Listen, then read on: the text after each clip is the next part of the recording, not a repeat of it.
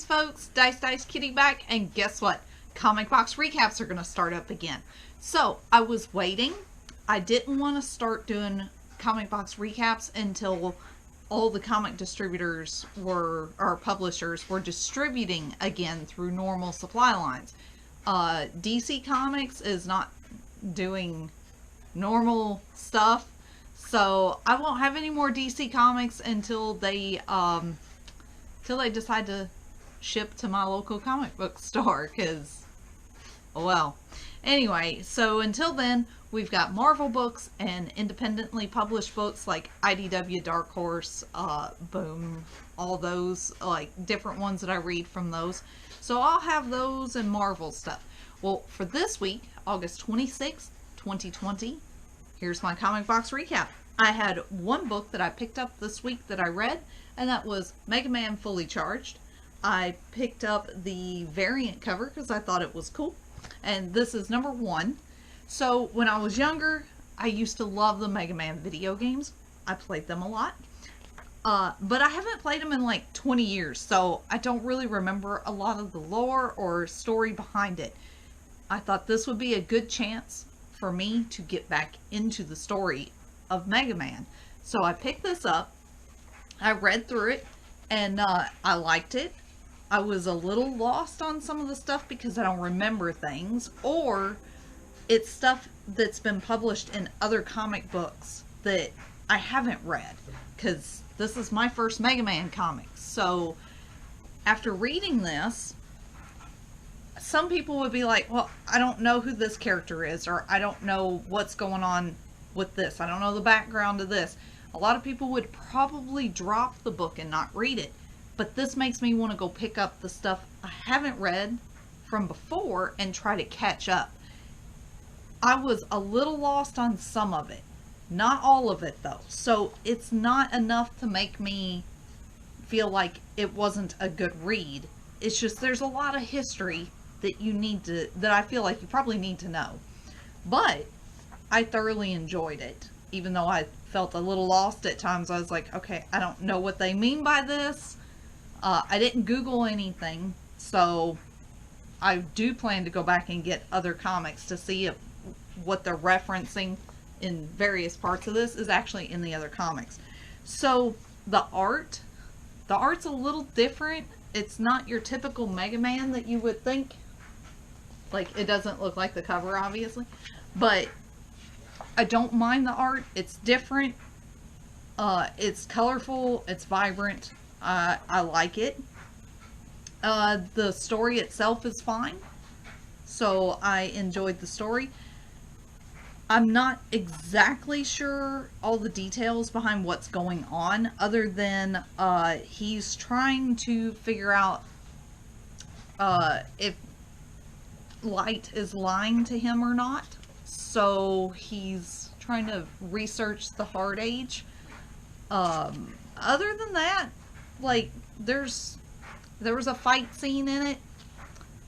I mean, it's a setup. Like, it sets up the story that's coming. So you need to read this probably before you read the next book. Now, I liked it. I'm looking forward to the next one. So Mega Man Fully Charged number 1. It's alright. It's not bad. I do want to add another book to this video. This came out at the beginning of the month, but I don't want to put it in a retro recap because I'm afraid it'll get lost. Transformers, My Little Pony, Friendship in Disguise. This should have been in a retro recap, but I didn't want to do a video with just one book. So, everyone knows how much I love ponies. And a lot of people know that Transformers is a new thing because of Mini DDK. But this book is absolutely amazing. So, Equestria, written in 80s Transformer stylized text. And then Cybertron, written in MLP Gen 4 stylized text. This is just too good. The very first page, dude is talking about how there are nonsense crossover stories, and it's a Daring Do and Power Ponies comic book, and the newsstand pony, he says, I think it's just supposed to be fun. Guess what, guys? That's what these silly crossovers are. They're just fun. They're not supposed to be in a continuity. It's just like the Star Trek and Transformers crossover. It's just for fun. So if any of you are going to get bent out of shape over this crossover, just unsubscribe. Because this is great. Chrysalis is looking for other changelings. What are other changelings like outside of that universe? Transformers. Definitely changelings. She ends up pulling them into Equestria, and you know, a lot of the Transformers are like, what's going on?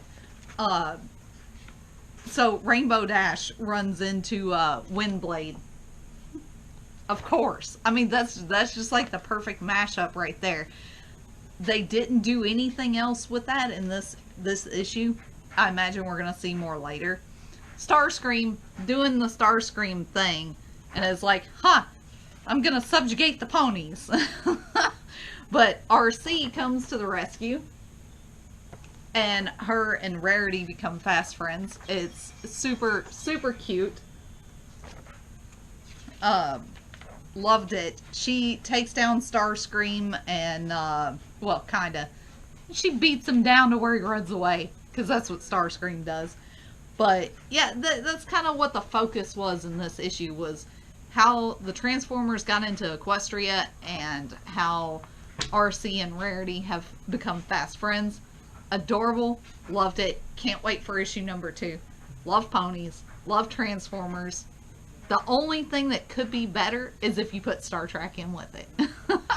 A 3-way crossover would be amazing. I'm waiting though. Can we get an MLP Star Trek crossover?